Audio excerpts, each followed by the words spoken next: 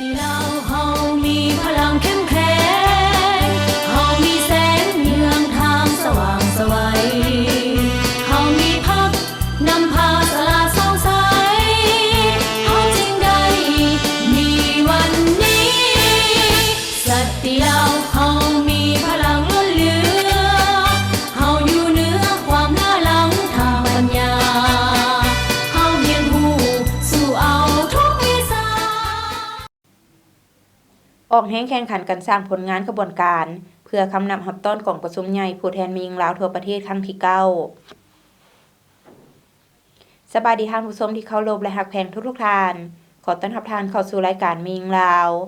ท่านผู้ชมมาพบกันในมื้อนี้ก็อยู่ในท่ามกลางบรรยากาศที่ทั่วภาคทั่วรัฐและทั่วปวงชนลาวทั้งชาติยังสืบต่อเฉลิมฉลองวันสร้างตั้งพรรคประชาชนปฏิวัติลาวและสืบต่อสร้างผลงานกระบวนการเพื่อคำนำรับต้อนวันสถาปนาสปป.ลาวครบรอบ50 ปี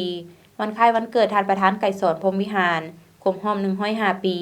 และการกาเกียมเฉลิมฉลองวันสร้างตั้งสหพันธ์หญิงลาวครบรอบ70 ปีไปพร้อมเดียวกันนี้สหพันธ์หญิงลาวแต่ละขั้นก็พร้อมคุณเกี่ยวกาเกียมดำเนินกองประชุมใหญ่ขั้นของตนให้สำเร็จเพื่อกาเกียมให้แก่การเปิดกองประชุมใหญ่ผู้แทนมีหญิงลาวทั่วประเทศครั้งที่9ไปพร้อมกับการจัดตั้งปฏิบัติคำขวัญและข้อแข่งขัน 3D ของสหพันธ์หญิงลาวและการจัดตั้งปฏิบัติวาระแห่งชาติที่อยู่ในความรับผิดชอบของสหพันธ์หญิงลาวให้สำเร็จตามแผนที่วางไว้ท่านผู้ชมสำหรับระยะนี้ทางรายการขอนำเสนอบางตอนการแถลงข่าวของการกาเกียมเฉลิมฉลองวันสร้างตั้งสหพันธ์หญิงลาวครบรอบ70 ปีให้เกียรติแถลงข่าวโดยท่านนางศิริกิติ์ ปุพพารองประธานคณะบริหารงานศูนย์กลางสหพันธ์หญิงลาวเชิญทานรับชมได้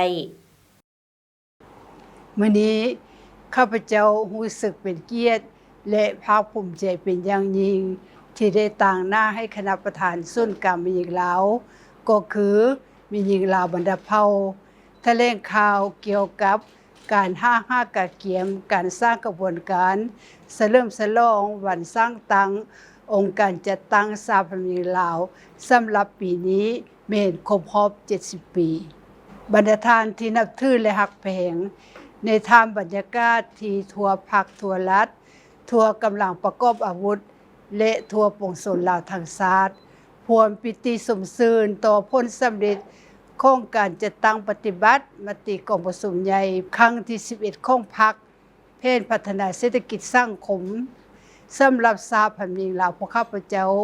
ก็คือมีหญิงลาวบรรดาเผ่าในขอบเขตทั่วประเทศพวมออกแห่งแข่งขันสร้างผลงานต้อนรับกองประชุมใหญ่ผู้แทนมีหญิงลาวทั่วประเทศครั้งที่9อย่างเข่งฮ้อนฉะนั้น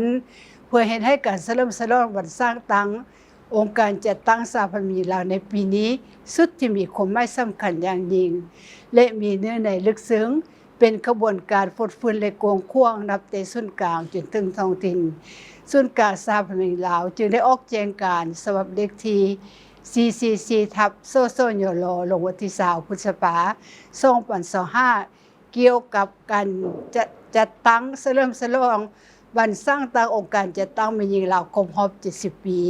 เพื่อจุดประสงค์ทบทวนคืนเส้นทางแห่งการต่อสู้อันละเอียดละเอียวตลอดระยะ70 ปีที่พรรคได้นำพาปวงชนลาวบรรดาเผ่าต่อสู้มีใส่เพื่อปลดปล่อยชาติและสถาปนาสาธารณรัฐประชาธิปไตยประชาชนลาวสำหรับกิจกรรมที่จะตั้งปฏิบัติในการเฉลิมฉลองครบรอบ70 ปีในปีนี้ถือว่าสหพันธ์หญิงลาวพวกข้าพเจ้าก็มีหลายกิจกรรมอันที่1เป็นสหพันธ์แต่ละขั้นจะต้องได้จัดตั้งกองประชุมสัมมนาปาฐกถาในหัวข้ออย่างนี้จะเป็นมูลเสื้อของมีหญิงลาวในขบวนการต่อสู้เพื่อเอกราชของชาติและการเสริมขยายเข้าสู่ภารกิจปกปักรักษาและสร้างชาติพัฒนาประเทศชาติบทบาทของมีในการรักษาและส่งเสริมฮิตของประเพณีและวัฒนธรรมอันดีงามของชาติก็คือการปกปักรักษาสิ่งแวดล้อมและอื่นๆ2จัดงานตลาดนัดเป็นต้นไม้บางแสดงผลิตภัณฑ์สินค้าที่ไม่ลายมือของเอ้ยน้องมีหญิงและผลงานการเคลื่อนไหวการเติมใหญ่ของเอ้ยน้องมีหญิงลาวบรรดาเผ่ามีการขบวนการการบริจาคเลือดเนาะกวดสุขภาพพร้อมทางจัดตั้งการเคลื่อนไหวเยี่ยมยามพนักงานปฏิบัติอาวุโสบำนาญอดีตกำนันเพชรหญิงและเยี่ยมยามสถานที่ประวัติศาสตร์วัฒนธรรมตามเงื่อนไขตัวจริงของแต่ละท้องถิ่น กิจกรรมที่3สำหรับศูนย์กลางสหพันธ์หญิงลาวพวกข้าพเจ้าแล้วก็ถือว่าพวกเฮามีกิจกรรมหลายอย่างเป็นต้นแม่นวันที่7วันที่13เดือนกรกฎเนาะแม่นพวกเฮาจะได้จัดงานตลาดนัดวางแสดงสินค้าผลิตภัณฑ์หัตถกรรมตั้งถือเป็นซี่ไม้แลมือของไอ้น้องและผลงานการเคลื่อนไหวเติมใหญ่ของสหพันธ์หญิงเครื่องบรรดาเครื่องกระทรวงองค์การซึ่งจะจัดขึ้นอยู่ที่ศูนย์การค้าลาวไอเทคเนาะแล้วก็จุดที่2นี้แม่นว่าในวันที่9วันที่11เนาะอาจจะมีกิจกรรมกวดสุขภาพตาฟรีเนาะเดอะโบเซคาสิเริ่มตั้งแต่ 9:00 นถึง 11:00 นก็อยู่ไอเทคตึกเก่าพร้อมนั้นก็มีกิจกรรมบริจาคเลือดในวันที่11แต่ 9:55 น 30อยู่ไอเทคมอชั้น5ถือว่าเป็นตึกใหม่เนาะวันที่23นี้ก็เป็นมื้อที่สำคัญเนาะที่สุดพวกเฮาจะจัดตั้งโฮมสุมนุมใหญ่เนาะถือว่าโฮมสุมใหญ่ในการเฉลิมฉลองวันสร้างตั้งแม่หญิงลาวครบรอบ70 ปีอยู่หอประชุมแห่งชาติ4ในระยะเฉลิมฉลองวันดังกล่าวศูนย์กลางสหพันธ์หญิงลาวนี้ส่วนสถาบันครอบครัวสมาชิกในครอบครัวลูกหลานเป็นหญิงลาวบัดเภาเนาะให้ไปเยี่ยมชมห้องหมุนเสื้อหญิงลาวที่ศูนย์อบรมเป็นหญิงลาวแล้วอีกด้านนึงก็แม่นพวกเฮามีห้อวางแสดงสินแสไหมห้อวางแสดงสินแสไหมนี่ก็เป็นห้อนึงที่ต้องห่มเอาซี่ไม้หรือมือเขาเอ้ยเนาะทั้งหมดเนาะในทั่วประเทศแล้วก็ถือว่าหลายเผ่าเนาะเอามาห่มอยู่บนเดียวกันบรรดาทานที่นับถือฮักแพงข้าพเจ้าถือโอกาสนี้ข้าพเจ้าขอแจ้งบรรดาทานก็คือสังคมฮู้ตึมอีกว่าวันที่20กรกฎาคมนี่เป็นวันพักทางราชการของแม่หญิงซึ่งได้กำหนดอยู่ในกฎหมายสหพันธ์แม่หญิงเนาะซึ่งในทั่วประเทศถือว่าแม่หญิงเราบรรดาเผ่าพวกเฮาก็แม่นได้พักการพักนี้ก็เป็นว่าเป็นการสร้างเงินไขสร้างโอกาสให้สร้างกิจกรรมให้พวกเขาได้มีโอกาสร่วมกันอยู่ในครอบครัวอยู่ในสำนักงานองค์การอยู่ในหน่วยธุรกิจให้มีการหัดแน่นความสามัคคีเพิ่มภูมิสร้างความสุขความอุ่นในครอบครัวฉะนั้นโอกาสอันมีความหมายสำคัญนี้อีกตัวหนึ่งข้าพเจ้าก็ขอตั้งหน้าให้คณะพรรคคณะประธานคณะบริหารงานศูนย์กลางมีลาวมีลาวทุกขั้นก็คือมีลาวบรรดาเผ่าขอแสดงความรู้บุญคุณอย่างล้นเลือดแล้วก็อย่างสูงต่อการนำพรรครัฐบาลสภาแห่งชาติซึ่งยามได้ก็จะใส่สร้างทุกเงื่อนไขให้แก่การต้องของกรมสามัคคีศึกษาอบรมบำรุงสร้างสมาชิกสหพันธ์หญิงลาวบรรดาเผ่าให้เติมใหญ่ขยายตัวในทุกด้านถ้าให้ความเชื่อมั่นได้ถือบทสำคัญต่อบทบาทของแม่หญิงในภารกิจปกป้องรักษาและสร้างสรรค์พัฒนาประเทศชาติที่ท่านรับชมผ่านไปนั้นก็แม่นบางตอนของการแถลงข่าวเพื่อการเกี่ยมเฉลิมฉลองวันสร้างตั้งสหพันธ์หญิงลาวครบรอบ70 ปีท่านผู้ชมลำดับต่อไปจะนำเสนอข่าวการเคลื่อนไหวของสหพันธ์หญิงลาวเป็นต้นกองประชุมใหญ่ผู้แทนสหพันธ์แม่หญิงแขวงสะหวรรณเขตครั้งที่11และกองประชุมใหญ่ผู้แทนสหพันธ์แม่หญิงแขวงบริคำไซครั้งที่8ต่อไปเชิญท่านรับชมได้ตามลำดับกองประชุมใหญ่ผู้แทนแม่หญิงแขวงสะหวรรณเขตครั้งที่11ได้ไขคืนและอัดลงในวันที่16 มิถุนายน 2025ที่สโมสรห้องว่าการแขวงโดยการเป็นประธานของสหายนางมาลัยทองธรรมติกาประธานสหพันธ์แม่หญิงแขวงสะหวรรณเขตให้เกียรติเข้าร่วมโดยสหายบุญโจมอุบลประเสริฐกรรมการศูนย์กลางพรรคเลขาพรรคแขวงเจ้าแขวงแขวงสะหวรรณเขตสหายนางธรรมาเพชรวิสัยห้องเลขาคณะพรรค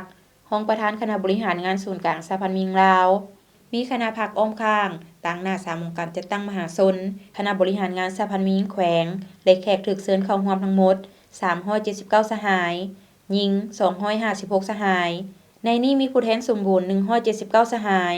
กองประชุมครั้งนี้ผู้แทนกองประชุมได้รับฟังการผ่านบทรายงานการเมืองทั้ง2ภาคผลสรุปการจัดตั้งปฏิบัติแผนพัฒนาแม่หญิง5ปี2025-2025และแผนพัฒนาแม่หญิง5ปี2026-2030ของสหพันธ์แม่หญิงแขวงสะหวรรณเขตพิจารณาและรับรองเอาบทสำรวจการนำพารวมของคณะบริหารงานสหพันธ์แม่หญิงแขวงในระยะผ่านมาเป็นต้นสรุปตีราคาผลการจัดตั้งปฏิบัติมติของประชุมใหญ่ผู้แทนแม่หญิงแขวงครั้งที่10โดยได้เอาใจใส่เวียงงานศึกษาอบรมการเมืองแนวคิดในฐานแถวพนักงานราชการก็คือสมาชิกแม่หญิง เอื้อยน้องแม่หญิงลาวบรรดาเผ่าด้วยการปลุกระดมสมาชิกสหพันธ์แม่หญิงเข้าร่วมเสื่อมซึมแนวทางนโยบายของพรรครัฐธรรมนูญกฎหมายมติต่างๆปฏิบัติภาระบทบาทสิทธิหน้าที่ของตนปลุกระดมสมาชิกสหพันธ์แม่หญิงลาวบรรดาเผ่าเข้าร่วมในการรักษาสุขภาพการซักยากันพยาธิตามฤดูกาลการเลี้ยงลูกด้วยนมแม่คณะนำสหพันธ์แม่หญิงแต่ละคันได้เป็นเจ้าการปลุกระดมสุขยู่ส่งเสริมการผลิตกสิกรรมการปรุงแต่งอาหารการบริการหัตถกรรมที่เป็นมูลเสื้อของแม่หญิงเข้าในการสร้างเศรษฐกิจครอบครัวสร้างธุรกิจขนาดน้อยและขนาดกลางหันเอาการผลิตกสิกรรมปลูกฝังเลี้ยงสัตว์หัตถกรรมเป็นท่าแฮงในการสร้างรายรับยกระดับชีวิตการเป็นอยู่ให้ดีขึ้นจัดตั้งเสื่อมซึมเผยแพร่เอกสารคำแนะนำเกี่ยวกับการจัดตั้งปฏิบัติข้อแข่งขัน 3D ของสหพันธ์แม่หญิงลาวอ้อมข้างแขวงและเมืองนำพาเปิดกระบวนการแข่งขัน 3D ผ่านการจัดตั้งปฏิบัติข้อแข่งขัน 3D สามารถประเมินและคัดเลือกบุคคล 3D ประเภท 1 650,333 คนบุคคล 3D ประเภท 2 ได้ 53,760 คนมี 258 หักฐาน 299 หน่วย 1,025 บ้านสหพันธ์แม่หญิงเมือง 3D 14 เมืองและ1นครบุคคลตัวแบบ 5,823 คนครอบครัวตัวแบบ 6,405 ครอบครัวพร้อมนี้ได้เผยแพร่คู่มือแนะนำเบื้องต้นและนำพาจัดตั้งปฏิบัติการสร้างครอบครัวและบ้านแม่หญิง 3D ติดพันกับการสร้างบ้านพัฒนาตามที่สร้างใน9ตัวเมืองในวาระของประชุมได้มอบใบย่องย่อให้คณะบริหารงานสหพันธ์แม่หญิงแขวงสมัยที่10ที่มีผลงานในการนำพาซี่นำเวียงงานในระยะผ่านมาจากนั้นผู้แทนสมบูรณ์ได้ปอนบัตรเลือกตั้งคณะบริหารงานสหพันธ์แม่หญิงแขวงสุดใหม่จำนวน37สหายกองประชุมครั้งปฐมฤกษ์ได้เป็นเอกสารกันเลือกเอาสหายนางมาลัยทองธรรมติกาเป็นประธานสหายนางทิพาพรศรีอักษรเป็นรองประธานทั้งเป็นประธานกวดกาสหายนางดวงจันทร์แสนวิเศษเป็นรองประธานทั้งเป็นรองประธานกวดกาและสหายนางพูนสว่างไสยเสนเป็นรองประธานเลือกเอาผู้แทนสมบูรณ์เพื่อเข้าร่วมกองประชุมใหญ่ผู้แทนแม่หญิงลาวทั่วประเทศครั้งที่11จำนวน21สหายและผู้แทนสำรองจำนวน3สหายโอกาสที่มีความหมายสำคัญนี้สหายบุญโจมบุญประเสริฐและสหายนางธรรมาเพชรวิไสได้ให้เกียรติโอลมต่อกองประชุมซึ่งทั้ง2สหายได้เน้นให้คณะบริหารงานสหพันธ์แม่หญิงแขวงสุดใหม่สืบต่อศึกษาอบรมด้านการเมืองแนวคิดให้สมาชิกสหพันธ์แม่หญิงเอื้อยน้องแม่หญิงลาวบรรดาเผ่าสืบต่อสร้างและปรับปรุงการจัดตั้งสหพันธ์แม่หญิงให้มีความหนักแน่นเข้มแข็งในทุกด้านมีการแบ่งความรับผิดชอบละเอียดในแผนเวียกสุขยู่และติดตามในการจัดตั้งปฏิบัติกฎระเบียบกฎหมายว่าด้วยสหพันธ์แม่หญิงลาวพร้อมทั้งเอาใจใส่ประสานสมทบแน่นกับคณะพรรคขั้นเทิงทุกขั้นเพื่อยกระดับการบำรุงสร้างพนักงานแม่หญิงให้มีความรู้ความสามารถอย่างรอบด้านปลุกระดมคนขวายพร้อมทั้งสุขยู่บรรดาหัวหน่วยธุรกิจให้มีส่วนร่วมในการสร้างเศรษฐกิจให้เอื้อยน้องแม่หญิงได้มีชีวิตที่ดีขึ้นสืบต่อจัดตั้งปฏิบัติข้อแข่งขัน 3D และเสริมขยายหาคุณลักษณะที่เป็นมูลเสื้อของแม่หญิงลาวพร้อมทั้งนำเอามติของประชุมใหญ่ครั้งนี้ไปจัดตั้งผันขยายให้สอดคล้องกับหน้าที่การเมืองของตนให้มีผลสำเร็จตามคาดหมายที่วางไว้กองประชุมใหญ่ผู้แทนแม่หญิงแขวงบริคำไซครั้งที่8ได้ไขเขื่อนและอัดลงในวันที่17มิถุนายน2025ที่สโมสรห้องว่าการแขวงภายใต้การเป็นประธานของสหายนางคำปิ่วศรีสมบัติประธานสหพันธ์แม่หญิงแขวงบริคำไซให้เกียรติเข้าร่วมโดยสหายนางธรรมาเพชรวิไสห้องเลขาคณะพรรคห้องประธานคณะบริหารงานศูนย์กลางสหพันธ์แม่หญิงลาวสหายวงศรีท้องศรีอินทีปัญญาคณะประจำภาคแขวงผู้ชี้นำวงการจัดตั้งมหาชนประธานแนวลาวสร้างชาติแขวงมีคณะพรรคอ้อมข้างต่างหน้า3วงการจัดตั้งมหาชนคณะบริหารงานสหพันธ์แม่หญิงแขวงพนักงานอาวุโสบำนาญและแขกถูกเชิญเข้าร่วมทั้งหมด204สหายในนี้ผู้แทนสมบูรณ์114สหายกองประชุมครั้งนี้ผู้แทนกองประชุมได้รับฟังการผ่านบทรายงานการเมืองทั้ง2ภาคบทสรุปการจัดตั้งปฏิบัติแผนพัฒนาแม่หญิง5ปี2025-2024และแผนพัฒนาแม่หญิง5ปี2025-2029ของสหพันธ์แม่หญิงแขวงบริคำไซพร้อมทั้งพิจารณาและหำฮ้องเอาบทสำรวจการนำพารวมของคณะบริหารงานสหพันธ์แม่หญิงแขวงในระยะผ่านมาเป็นต้นการสรุปตีราคาผลการจัดตั้งปฏิบัติมติของประชุมใหญ่ผู้แทนแม่หญิงแขวงครั้งที่7การสรุปตีราคาผลการจัดตั้งปฏิบัติมติของประชุมใหญ่ผู้แทนแม่หญิงแขวงครั้งที่7ซึ่งในระยะผ่านมาคณะสหพันธ์แม่หญิงแขวงบริคำไซได้เอาใจใส่เวียงงานศึกษาอบรมการเมืองแนวคิดเป็นเวียกที่สำคัญปลุกระดมเอื้อยน้องแม่หญิงลาวบรรดาเผ่าเข้าร่วมเสริมซึมแนวทางนโยบายของพรรค รัฐธรรมนูญ กฎหมาย มติต่างๆ ปฏิบัติภาระบทบาท สิ้นหน้าที่ของตน เพื่อให้มีหญิงลาวบรรดาเผ่าได้มีความรับรู้และเข้าใจ ต่อแนวทางเปลี่ยนแปลงใหม่ของพรรคเชื่อมั่นต่อการนำพาคันถึงรักษาได้ฮีตของประเพณีอันดีงามของชาติก็คือของมีหญิงลาว เอาใจใส่ซุ่มโยกการจัดตั้งปฏิบัติกองทุนช่วยเหลือซึ่งกันและกัน โดยจัดตั้งเผยแพร่เอกสารเคลื่อนไหวและนำพาสังคมทอนเงิน เพื่อการเปลี่ยนแปลงเพื่อพัฒนาคุณภาพชีวิตของเอื้อน้องแม่หญิงที่ดีขึ้น จัดตั้งปฏิบัติกองทุนปลูกผักใส่ฝุ่นธรรมชาติของแม่หญิงอยู่คันบ้าน และสุขนิ้วหน่วยบริการของสถาบันการเงินจุลภาคที่ทำเงินฝากเพื่อพัฒนาแม่หญิงและครอบครัว ซึ่งได้จัดตั้งปฏิบัติอยู่ที่เมืองท่าพระบาท เมืองบริคันและเมืองคำเกิด พร้อมนี้สหพันธ์แม่หญิงแต่ละคันได้เอาใจใส่จัดตั้งเสื่อมซึมเอกสารแนะนำเกี่ยวกับการจัดตั้งปฏิบัติข้อแข่งขัน 3D ของสหพันธ์แม่หญิงลาวและนำพาเปิดปั้นแข่งขัน 3D ได้เป็น130 ครั้ง มีสมาชิกเข้าร่วมแข่งขัน 160,925 เทื่อคน ผ่านการประเมินสามารถออกไปยั่งยืน 3D ได้115ฐาน สมาชิกแม่หญิง 3D ประเภท 1 จำนวน 26,407 สหาย ประเภท 2 จำนวน 5,778 สหาย และได้รับใบย่องย่อจากศูนย์กลางสหพันธ์แม่หญิงลาวเป็นต้น ใบย่องย่อคณะภาคแขวง1ใบ ใบย่องย่อคณะภาคเมือง7ใบ ใบยั่งยืนรักษานามยนต์5ใบ ใบยั่งยืนธงไซ 3D 3ผืน ใบย่องย่อจำนวน 4,525 ใบ ใบส้มเสยจำนวน 2,891 ใบ เคียงคู่กันนี้ในวาระกองประชุมได้รับฟังการแลกเปลี่ยนบทเรียนและประกอบความเห็นในหัวข้อการสร้างพนักงานเพศหญิงประกอบเข้าในตำแหน่งนำพาคุ้มครองขั้นต้นการจัดตั้งปฏิบัติกองทุนเพื่อพัฒนาแม่หญิงในภาคฐานทหารแขวงการปลูกยางพาราและมีพิธีมอบใบย่องย่อให้คณะบริหารงานสหพันธ์แม่หญิงแขวงสมัยที่ 7ที่มีผลงานในการนำพาซี่นำในระยะผ่านมาจากนั้นผู้แทนสมบูรณ์ได้ปอนบัตรเลือกตั้งคณะบริหารงานสหพันธ์แม่หญิงแขวงสุดใหม่จำนวน27สหาย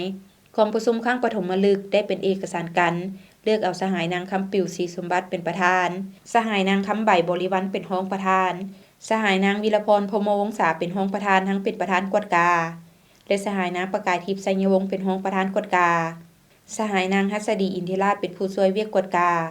พร้อมนี้ยังได้เลือกเอาผู้แทนสมบูรณ์เพื่อไปเข้าร่วมกองประชุมใหญ่ผู้แทนแม่หญิงลาวทั่วประเทศครั้งที่9จำนวน11สหายและผู้แทนสำรองจำนวน3สหาย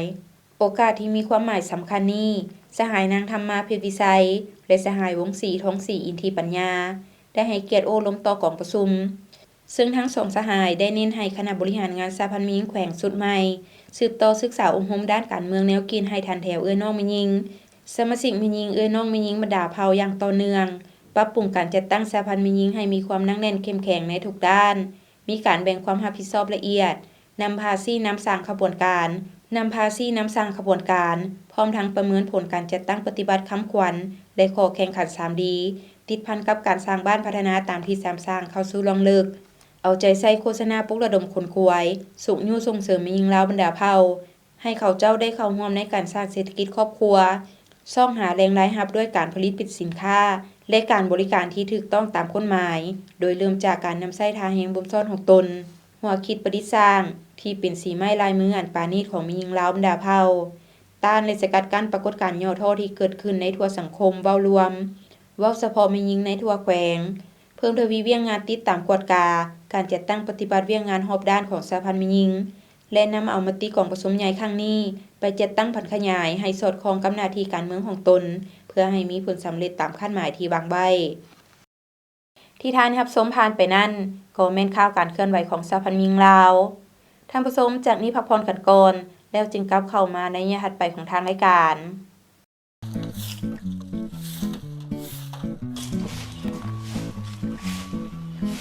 สบายดีพ่อตู้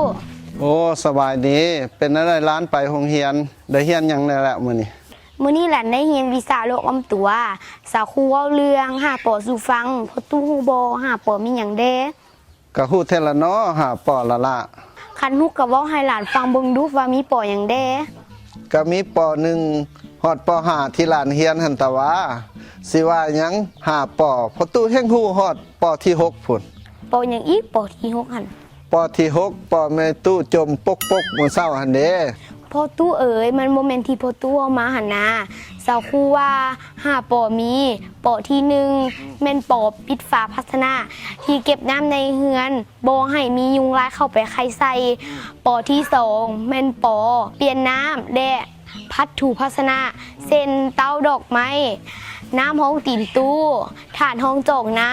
ำปอที่3แม่นปอปล่อยป่าหางนกยุงเพื่อไปกินนอนน้ำปอที่4แม่นปอปรับปรุงบ่ให้น้ำค้างขังกระโปะกระป๋องอย่างตีรถเก่าปอที่5แม่นปอปฏิบัติเป็นประจำทุกๆอาทิตย์ โอ้แม่นหวะพอตู้บ่ฮู้เด้ กลับเข้าสู่รายการมียิงลาวท่านผู้ชมสำหรับระยะนี้ทางรายการขอนำเสนอการสร้างเศรษฐกิจครอบครัวแต่ว่าจะแม่นการผลิตอย่างเลยอยู่ใส่นั้นเชิญทานรับชมได้จากทางทีมงาน เมื่อเว้าถึงการสร้างเศรษฐกิจครอบครัวส่วนหลายแล้วแม่นขึ้นกับท่าแฮงความสามารถพรสวรรค์ความดุมันความอดทนผ่านพาอุปสรรคที่ยุ่งยากถึงจะมีต้นทุนหน่อยก็สามารถประสบผลสำเร็จดังท่านางพรทิพย์เพียไซอายุ51ปีอยู่บ้านโพนสนามเมืองท่าแขกแขวงขมวนเพิ่นเป็นผู้หนึ่งที่มีฝีมือดีในการปรุงแต่งอาหารพื้นบ้านโดยเฉพาะเป็นประเภทแจวดังนั้นเพิ่นจึงนำไส้ทาแฮงที่มี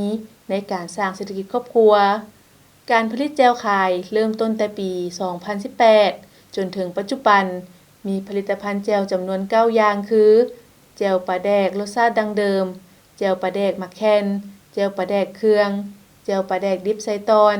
แจวปลาแดกใส่หนังควายแจวจุ่มน้ำปลาแดกใส่หมักนัดแจวซีนดาดแจวลูกซีนและแจวน้ำพักสำหรับราคาเริ่มต้นแม่น 45,000 กีบผลิตภัณฑ์ดังกล่าวแม่นจำหน่ายภายในแขวงนครหลวงเวียงจันทน์ต่างแขวงและต่างประเทศการผลิตแจวขายสามารถสร้างรายรับมาสู่ครอบครัว 18-19 ล้านกีบต่อเดือนผ่านการเฮ็ดธุรกิจมานี่ก็ข้อสะดวกสบายก็มีหลายอย่างเนาะเฮาได้มีโอกาสได้พบปะหมู่คู่ใหม่ในสังคมธุรกิจเพราะว่าได้ไปออกบูธออกงานต่างๆตามเพิ่นเชิญภาครัฐเพิ่นเชิญและเพิ่นสนับสนุนเนาะไปงานบูธนั้นบูธนี้ได้ไปเปิดบูธก็ได้มีหมู่คู่หลายขึ้นแล้วก็สินค้าเฮาจะมีอย.เรียบร้อยแล้วก็วันเดือนที่ผลิตก็มีครบเรียบร้อยแล้วเนาะอยู่ในกล่องนี้เลยสามารถเอาซื้อเป็นของต้นของฝากไปต่างประเทศหรือว่าอยู่ภายในแข่งก็ได้แรงงานผลิตเดี๋ยวนี้มีครอบครัวแน่แล้วก็มีลูกน้องอยู่4 คนแล้วตัวเองนักลูกเป็น6 คนวัตถุดิบบ่ยุ่งยากเพราะว่าเฮาซื้ออยู่ภายในแขวงแต่ว่าคือมักข้องมาแค่นเป็นยามเพิ่นมีเฮาก็ซื้อตุนไว้เลยต่างแต่ว่าเฮาทุนสิมือหลายบ่ซื้อตุนก็บ่มีความยุ่งยากปานใดแล้วยามฝนมันก็แพงขึ้นแต่ว่าเฮาก็ใช้มะเขือแห้งยามแล้งเฮาก็ตากไว้เดี๋ยวนี้เฮาก็ดีใจแต่ว่าเดี๋ยวนี้เพิ่นก็มีภาครัฐเพิ่นเข้ามาช่วยเหลือคือมีทุน SME เพิ่นเข้ามาช่วยเหลือเนาะเฮาหาก็แล่นไปหาก็ได้ใหม่ๆนี่ผ่านมาแต่เก่าผ่านมาแหละได้น้อยเนาะก็เพิ่มขึ้นเดี๋ยวนี้ตกอยู่เฉลี่ยเดือนนึงตกอยู่18-19 ล้านกีบแต่ว่า2 เดือนผ่านมานี่ยังบ่ได้สรุปแต่ว่าขายหลายขึ้น18-19 ล้านแม่นบ่หลุดและปีนึงก็ตกอยู่120หรือ130 ล้านสำหรับทิศทางในการพัฒนาในต่อหน้าแม่นมีแผนที่จะผลิตให้ได้หลายและขยายการตลาดออกไปเติมอีกทิศทางต่อหน้าก็เฮาก็ว่าจะพันขยายคืออยากได้ส่งออกต่างประเทศหลายขึ้นเนาะและก็ภายในแขวงเฮานี่ให้ได้18แขวงซะก่อนเบื้องต้นน่ะนะเดี๋ยวนี้กำลังสิเอาเข้ามินิCP ให้ได้18แขวงแล้วก็จังค่อยขยายตัวออกต่างประเทศแต่เดี๋ยวนี้ต่างประเทศมีบ่ก็มีเขาเจ้าซื้อทางออนไลน์แจ่วเฮาบ่มีสารกันบูดมีผักบัวผักเทียมเนาะถ้าเอาเข้าตู้เย็นจะสามารถรักษาไว้ได้กินฮอด 5-6 เดือนคือเฮาต้มเองแล้วมันจะบ่บูดแล้วก็บ่เปลี่ยนรสชาติและถ้าว่าตักแล้วบ่ให้เอาแจ่วไปใส่คืนนะตักเฮาตักกินพอดีบ่ให้ตัวเหลือเอามาใส่คืนจะบ่เฮ็ดให้แจ่วเฮาบูดก็ดีใจหลายอย่างที่มาเฮ็ดธุรกิจนี้ได้ฮู้พ่อแม่ไอ้น้องหลายคนที่ว่าอยู่ในกลุ่มธุรกิจ18แขวงเพราะเป็นงานโอดอปเพิ่นจะเชิญเฮาไปเจ้าอีกเทื่อนึงเนาะข้าพเจ้าก็อยากสักส่วนไอ้น้องพ่อแม่ประชาชนไอ้น้องเฮาทางภายในและต่างประเทศเนาะภายในแขวงเฮาและ18แขวงของประเทศลาวเนาะให้มาซื้อกินซื้อใช้ผลิตภัณฑ์ลาวส่งเสริมผลิตผลิตภัณฑ์ลาวแล้วก็มีไว้ติดตู้เย็นและจะดีเนาะตื่นมาต ต้มไข่ลวกผักแล้วปั้นเซาไปการได้เลยเนาะและสนใจก็ซื้อได้ในเบอร์โทรแล้วก็มี Facebook เด้ออยู่ในนี่เด้อมี Facebook และเบอร์โทรอยู่ในนี่สนใจซื้อและติดต่อได้หรือว่าอยากไปเป็นตัวแทนขายเฮาก็จะมีราคาส่งอันนั้นคือราคาหน้าร้านเนาะสนับสนุนผลิตภัณฑ์ลาวเฮ็ดลาวไซลาวได้ลาวเจริญเด้อผลสำเร็จของครอบครัวทานางพรทิพย์เพียไซก็ย้อนสมาชิกภายในครอบครัวมีการแบ่งเวียกกันมีความสามัคคีช่วยเหลือกันเป็นครอบครัวที่มีความอบอุ่นไปพร้อมเดียวกันนั้นองค์การจัดตั้งแต่ละขั้นก็ได้เอาใจใส่สุขยุ่งส่งเสริมตลอดมาโดยเฉพาะเป็นองค์การจัดตั้งสหพันธ์แม่หญิงโดยเฉพาะการแปรรูปอาหารในอย่างต่างๆแต่โดยเฉพาะในครอบครัวแม่พรทิพย์ประเดกแซ่บนี้ในระยะผ่านมาทางสหพันธ์แม่หญิงแข็งพวกเฮาก็ได้ประสานสมทบกับสมาคมนักธุรกิจหญิงในการสร้างเงื่อนไขให้ผู้เกี่ยวหันได้ไปเข้าถึงตลาดเนาะโดยเฉพาะในการวางเทศกาลต่างๆในงานบ่ว่าทั้งศูนย์กลางจัดหรือว่าตั้งแข็งหรือประเทศเพื่อนมิตรเนาะทางแม่หญิงพวกเฮาก็ได้ประสานสมทบอำนวยความสะดวกให้ผู้เกี่ยวได้ไปวางแสดงเพื่อว่าโฆษณาสินค้าของผู้เกี่ยวนอกนี้ในวันสำคัญต่างๆของแม่หญิงแข็งพวกเฮาก็แม่นได้เชิญผู้เกี่ยวหันได้ไปวางวันที่8เดือน3มาวันที่20เดือน7หรือวันต่างๆโดยวางฟรีนั่นแหละเนาะสถานที่ฟรีทุกอย่างให้อำนวยความสะดวกมีแต่เอาเครื่องไปขายหันและก็ผู้เกี่ยวก็มีความบุกบืนห้าวหันแต่ข้าพเจ้าในนามองค์การจัดตั้งสหพันธ์แม่หญิงขอยังยืนว่าผู้เกี่ยวนี้ก็ถือเป็นนักธุรกิจหนึ่งที่เป็นตัวแบบให้แก่น้องแม่หญิงและคิดว่าจะเป็นผู้ที่สร้างแรงบันดาลใจให้น้องแม่หญิงเนาะในการเฮ็ดธุรกิจของตัวเองเนาะในการตัดสินใจเฮ็ดธุรกิจที่ท่านรับชมผ่านไปนั่นก็แม่นการสร้างเศรษฐกิจครอบครัวซึ่งก็แม่นกิจกรรมหนึ่งที่สามารถเฮ็ดให้ครอบครัวมีอยู่มีกินหลุดพ้นออกจากความทุกข์ยากได้เทื่อละก้าวท่านผู้ชมจากนี้พักผ่อนกันอีกครั้งหนึ่งแล้วจึงกลับเข้ามาในถัดไปของทางรายการการใช้ความรุนแรงต่อแม่หญิงบ่แม่นปัญหาเล็กน้อยแต่เป็นสิ่งที่ทุกคนควรแก้ไขมันแม่นปัญหาของสังคมบ่แม่นปัญหาของบุคคลร่วมแรงร่วมใจแก้ไขทุกรูปแบบการใช้ความรุนแรงต่อแม่หญิงความรุนแรงต่อแม่หญิงสามารถเกิดขึ้นได้ทุกบอนทุกเวลาและกับทุกๆคนในสังคมบ่ว่าจะเป็นคนหังคนทุกข์การศึกษาสูงหรือต่ำทุกสาขาวิชาอาชีพความรุนแรงต่อแม่หญิงมี4ประเภทดังนี้ความรุนแรงต่อร่างกายความรุนแรงต่อจิตใจความรุนแรงทางเพศความรุนแรงต่อทรัพย์สินหรือเศรษฐกิจถ้าท่านพบเห็นภัยที่ต้องการความช่วยเหลือท่านสามารถรายงานต่อบรรดาการจัดตั้งที่เกี่ยวข้องอิงตามมาตรฐานการดำเนินงานการปกป้องและการบริการช่วยเหลือทางด้านสังคมแก่แม่หญิงและเด็กหญิงที่ถูกความรุนแรงในสปป.ลาวการปกป้องและการช่วยเหลืออันจำเป็นแก่ผู้ถูกก่อร้ายประกอบมี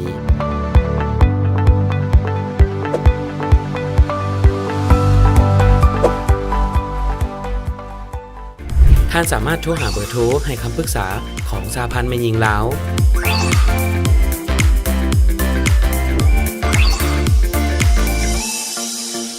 และสายด่วนศูนย์กลางสหพันธ์แม่หญิงลาว1362กลับเข้าสู่ระยะสุดท้ายของทางรายการท่านผู้ชมสำหรับระยะสุดท้ายนี้ทางหากท่านผู้ชมท่านใดยังมีความคิดความเห็นหรือขอตำหนิติชมรายการท่านก็สามารถโทรศัพท์เข้ามาได้ตามเบอร์ที่ขึ้นอยู่ในหน้าจอขณะนี้และนอกจากนี้ท่านผู้ชมยังสามารถเบิ่งรายการมียิงลาวขึ้นหลังได้ทาง YouTube โดยพิมพ์คำว่ารายการมียิงลาว